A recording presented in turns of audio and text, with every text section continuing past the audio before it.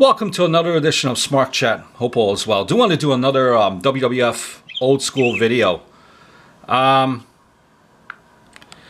the end of July 6th, 1997, WWF pay-per-view in your house, Canadian Stampede. It was the last time the entire Hart family celebrated together on television.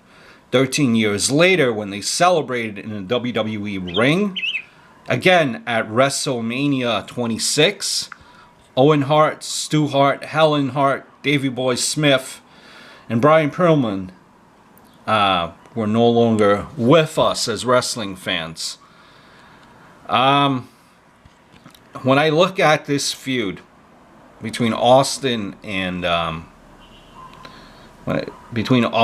Hart, one of the greatest multi-tag match ever with the hottest crowd ever. Pure genius of Bret and Austin in their primes.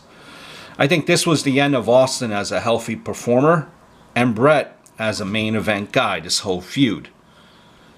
I think 1997, when I look back at it, was the best year for the new generation era. I wish it'd stand few months longer after Survivor Series, 97.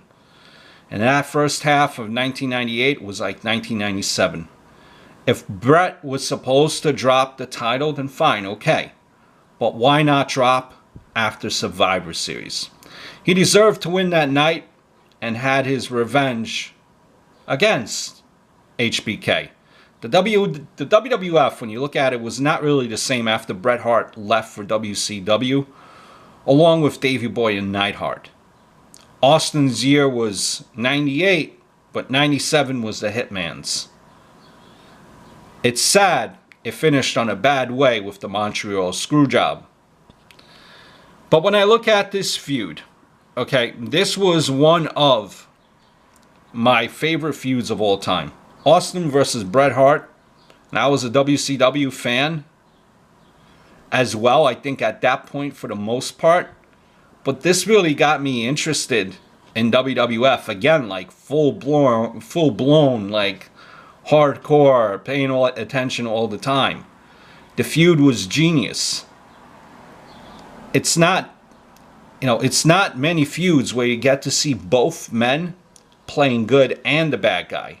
Canada really loved the Hart family, no matter how over Austin was in the US. You could have brought Hogan in his prime, and he'd be a heel up against Bret Hart in Canada. Just like strolling down, memory lane. Canadian Stampede in your house. Watch that pay-per-view. July 6, 97.